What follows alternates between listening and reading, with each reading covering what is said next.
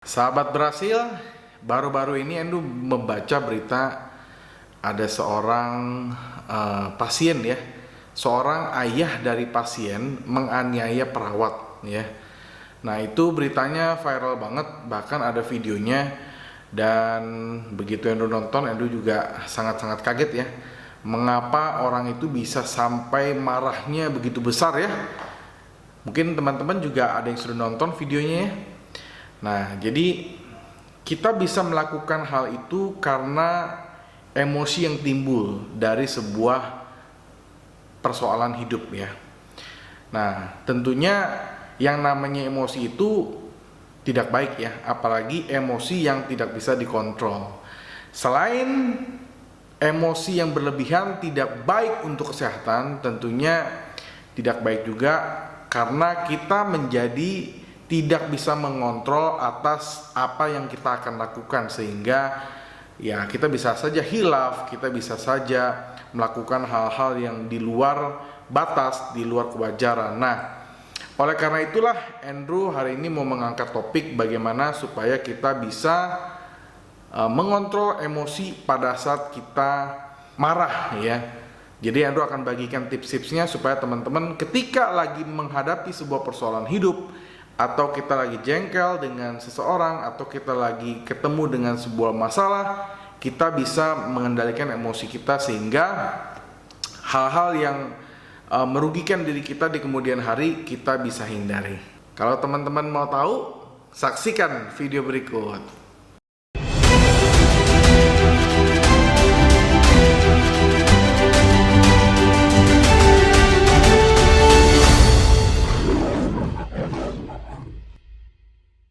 Oke, jadi begini ya teman-teman ya, yang namanya emosi itu adalah sebuah dorongan ya, itu adalah sebuah kemarahan. Nah, alangkah baiknya emosi itu kita bisa jadikan atau kita bisa belokkan menjadi satu hal yang positif ya. Karena emosi itu kan merupakan satu ledakan yang seperti gunung meletus ya, jegar, kita marah banget gitu kan. Nah, jadi Endo ada beberapa tips nih supaya emosi kita bisa menjadi hal-hal yang produktif, atau minimal teman-teman bisa menahan emosi tersebut sehingga kita tidak merugikan diri kita sendiri maupun orang lain. Yang pertama adalah dengan cara berhitung ya. Begini teman-teman, ketika teman-teman marah ya, cobalah menahan dulu ya, jangan melakukan apapun ya. Coba teman-teman berhitung 1, 2, 3, 4, 5, 6, 7, 8, 9, 10 ya. Coba hitung sampai 10 ya. Gunanya apa? Gunanya untuk memperlambat ya, memperlambat kita punya pacu jantung dan juga memperlambat kita punya peredaran darah, sehingga yang tadinya meletus ya, seperti gunung meletus, seperti gunung Merapi, kita memperlambat atau kita menahan. Nah, setelah kita berhitung ya, coba apakah kita masih ingin melakukan sesuatu yang di luar nalar atau kita masih ingin marah. Kalau kita masih marah, cobalah hitung sampai 100. Endu jamin ya, maka emosi teman-teman akan berkurang atau bahkan bisa hilang sekalipun, sehingga emosi kita tidak bisa melukai atau emosi kita bisa tertahan dan tidak merugikan diri kita sendiri maupun orang lain, teman-teman. Nah, tips yang kedua untuk bisa menahan sebuah emosi adalah menarik napas dalam-dalam dan lambat. Jadi gini, ketika kita marah, biasanya nafas kita akan pendek-pendek dan cepat frekuensinya. Nah, coba teman-teman mengatasinya dengan cara menarik nafas dalam-dalam ya. Itu contohin ya, tarik, masukkan ke sini ya, lalu buang pelan-pelan melalui mulut dan hidung ya, pelan-pelan. Tarik, turun seperti kayak orang tai chi ya, tarik. Nah, maka Endo jamin emosi teman-teman, kemarahan teman-teman akan berkurang ya, karena fungsinya adalah kita memperlambat hentakan atau memperlambat atau mengatur pernapasan ya. Seperti kalau orang tai chi kan dia tarik ya, tarik dalam-dalam, buang pelan-pelan. Nah, itu Endo jamin teman-teman bisa mengatasi emosi teman-teman apabila teman-teman menemukan suatu hal yang jengkel atau lagi pengen marah banget. Cobalah ya teman-teman, coba Tips yang kedua itu tarik napas panjang dalam-dalam lalu buang pelan-pelan ya. Nah, tips yang ketiga, ketika kita emosi ya, teman-teman juga bisa mengalihkan tenaga yang besar itu ke olahraga ya. Misalnya kita lagi kesel dengan seseorang, kita dengan marah dengan istri, kita sedang marah dengan pasangan ya. Nggak usah lempar piring, nggak usah lempar sesuatu, nggak usah marah-marah, nggak usah ucapkan sesuatu. Pergi aja ke tempat gym ya, lari treadmill di situ. Nah, akhirnya tenaga teman-teman yang tadinya marah akan tersalurkan untuk olahraga. Tentunya olahraga akan membuat tubuh kita lebih sehat, lebih bugar. Artinya tenaga kita yang tadinya harusnya kita pakai untuk marah, kita salurkan untuk olahraga ya. Kita main barbel kayak, kita angkat besi kayak, kita main apa kayak, yang angkat-angkat berat kayak. Artinya apa? Kita marahnya jadi kita belokin gitu loh. Kita belokin dengan cara berolahraga. Coba deh teman-teman, kalau lagi marah coba olahraga. Nah, itu Andrew yakin teman-teman akan merasakan manfaat dan teman-teman punya kekuatan yang ekstra. Yang tadinya kekuatan untuk marah, tapi kita belokin untuk olahraga. Yang keempat adalah ketika teman-teman emosi, cobalah melakukan relaksasi otot. Contohnya adalah stretching ya. Contohnya nih, seperti ini misalnya teman-teman ya. Stretching gini ya. Nah, ini yang ringan-ringan nih ya. Kita stretching begini ya. Lalu kita begini juga bisa ya. Nah, begini kita tarik ya. Nah, ya kan. Jadi, dengan cara kita stretching ya, kita merelaksasikan otot kita supaya yang tadinya tegang agak lebih santai, agak lebih lebih kendor lah gitu ya. Nah, itu salah satu cara tuh ya. Ini sebenarnya hampir mirip dengan olahraga, cuma kalau olahraga kan kita biasanya lebih berat ya. Tadi tenaga kita gunakan, kita belokin untuk olahraga. Tapi kalau dengan relaksasi kita membuat tubuh kita jadi lebih santai, lebih rileks gitu ya, sehingga nafas kita juga lebih pelan dan emosi kita akan lebih terkontrol dari itu. Nah, yang kelima adalah carilah frasa atau kata-kata yang menenangkan ya. Contohnya relax, tenang, sabar ya kan, dan banyak lagi ya. Tenang saja, Anda akan baik-baik saja ya. Tentunya ini juga efektif kalau kita ingin menenangkan. Misalnya ada teman kita yang lagi emosi, teman kita yang lagi marah, kita bisa tenangkan dengan kata-kata seperti itu, dengan nada yang pelan, dengan nada yang rendah, santai, relax, tenang saja ya, sabar dulu ya. Itu adalah teknik untuk menenangkan kita maupun orang lain. Nah, biasanya kalau misalnya kita yang emosi ya, kita harus mengucapkan itu ya, kita ucapin buat diri kita sendiri sehingga emosi kita akan lebih terkontrol dan juga emosi kita akan lebih bisa dibatasi gitu ya. Nah, tips yang keenam untuk menahan emosi adalah dengan cara mendengarkan musik ya. Nah, coba deh kalau teman-teman lagi marah ya, ambil handphone atau alat apapun yang bisa memutar musik.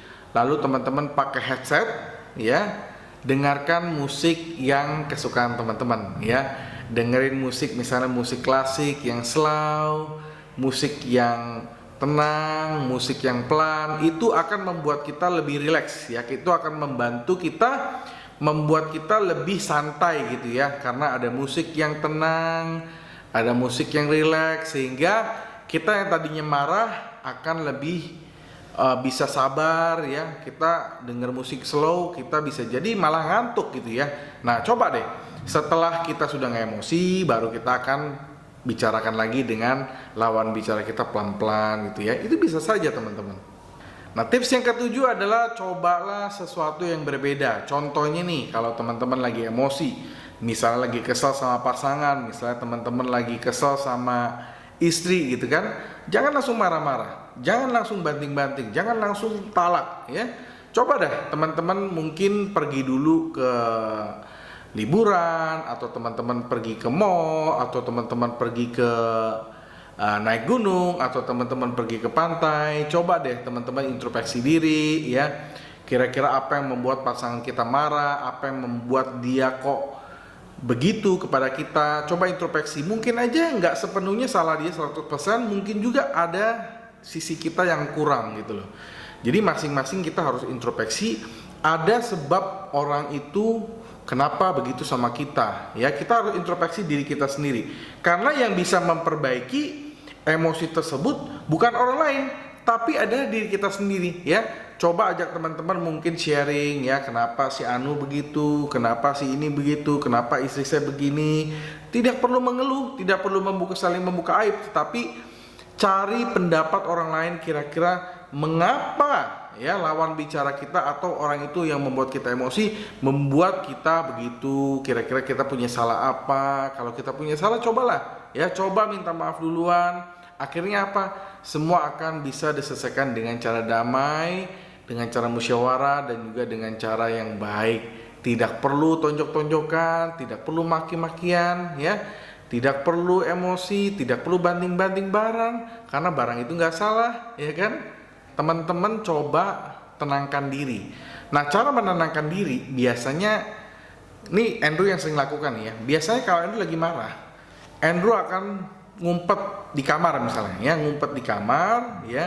Andrew akan diem, ya, hening, mikir, ya, kenapa orang ini begitu, kenapa orang itu begitu, ya. Coba kita tenangkan diri dulu, kita kira-kira mikir penyebab akar masalahnya apa, karena kan tidak mungkin ada asap kalau tidak ada api. Nah, ya, kalau ada api berarti ada asap. Nah, kalau orang itu jahat sama kita, berarti kira-kira ini orang apa memang dia ini sengaja, atau memang kita dulu pernah ada salah sama dia. Mungkin aja kita pernah salah tapi nggak disengaja, ya kan, mungkin aja. Atau kita pernah bercanda tapi melukai hati dia, ya. Hati orang nggak ada yang tahu. Ya, coba introspeksi, coba berpikir, coba kita tenang, kita mikir kira-kira apa sebabnya. Habis itu baru kita coba untuk cari akar masalahnya apa. Dan karena gini, kalau kita mau berpikir, salah satu kunci untuk bisa berpikir adalah ketenangan. Teman-teman gak akan bisa berpikir dengan jernih dan bagus apabila kita dalam kondisi yang emosi, dalam kondisi yang marah. Jadi yang disarankan apabila teman-teman marah, coba tenangkan diri kita sendiri, ya, santai dulu, minimal 1 jam sendiri dulu, ya. Kalau teman-teman nggak mau diganggu, coba pergi sendiri di kamar atau pergi dalam mobil atau pergi ke dalam mall, ngopi-ngopi dulu. Setelah itu coba kita mikir lagi kira-kira masalahnya, akar masalahnya apa, dan coba cari jalan keluar yang win-win solution, baik buat dia, baik juga buat kita, gitu ya. Apabila teman-teman sudah tidak bisa menemukan cara untuk bisa menahan emosi teman-teman, dalam arti kata adalah teman-teman sudah tidak bisa membendung emosi teman-teman lagi, Andrew sarankan teman-teman lakukan konseling, ya. Konseling itu ya teman-teman harus cari psikiater, harus cari teman curhat, kasih tahu sebabnya apa, ya, kasih tahu penyebab masalahnya apa, kenapa sampai begini, kenapa sampai begitu. Kadang-kadang gini, kita membutuhkan sebuah pendapat dari orang lain, ya, pendapat dari orang lain, ya, sehingga pikiran kita itu nggak dominan. Kita tidak memaksakan pikiran kita untuk menang sendiri. Coba tanya pendapat orang lain, kenapa si Anu begitu ya? Kok dia jahat banget ya? Kenapa dia ngomongin gue terus ya?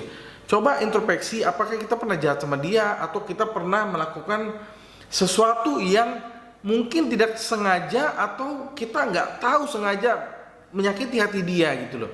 Coba ya, coba pergi konseling. Ini adalah jalan terakhir buat teman-teman yang sudah punya masalah yang berat sekali, yang teman-teman sudah coba 9 cara di atas tapi masih belum ketemu. Orang itu terus-terusan, ya, membuat kita jengkel, membuat kita unhappy. Coba pergi konseling, coba cari psikiater. Dan Andrew yakinkan itu adalah jalan yang paling ampuh, ya. Tentunya kalau psikiater kan ya teman-teman harus keluarin biaya juga untuk bisa konsultasi dengan psikiater, ya, dan itu jumlahnya nggak mahal teman-teman, ya.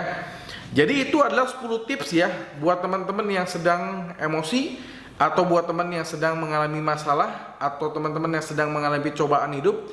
Yang namanya hidup pasti ada aja urusannya. Andrew harap teman-teman bisa mengatasinya dengan sabar. Andrew harap teman-teman bisa melewatinya dengan baik, ya. Sekali lagi, tidak perlu emosi, semua bisa dibicarakan dengan baik-baik, karena yang sudah-sudah emosi akan membuat kita gelap mata, emosi akan membuat kita melakukan sesuatu yang tidak baik, Emosi akan membuat kita melakukan sesuatu yang di luar nalar, dan tentunya emosi akan membuat kita rugi antara dia dan kita. Artinya dua-duanya rugi. Ketika kita berkelahi, menang jadi abu, kalah jadi arang. Jadi nggak ada untungnya apabila kita menyalurkan emosi kita baik dengan cara kata-kata maupun dengan cara fisik. Nggak ada untungnya sama sekali. Karena kenapa? Semua bisa dibicarakan dengan baik-baik. Kita juga harus mementingkan perasaan orang lain, sehingga orang lain akan mementingkan perasaan kita. Jadi itu aja yang mau sampaikan buat teman-teman yang mungkin lagi emosi, kebetulan juga nonton video ini, atau teman-teman ada temannya yang lagi emosi, atau teman-teman ada saudaranya yang lagi emosi, lagi marah-marah, ya share video ini supaya kita bisa membantu dia, supaya emosinya bisa berkurang, dan minimal orang yang nonton ini bisa mendapatkan pengetahuan ketika dia emosi dia harus ngapain. Nah, jika teman-teman punya ya video request tentang teman-teman ingin konsultasi apapun, ya silakan kirimkan ke email teknikberhasil@gmail.com atau tulis komen di bawah ini. Atau kalau teman-teman punya ya request video, ya silakan konsultasi dengan Andrew. Andrew akan bawakan materinya secara gratis. Akhir kata, sampai jumpa di video-video teknik berhasil lainnya. Salam berhasil.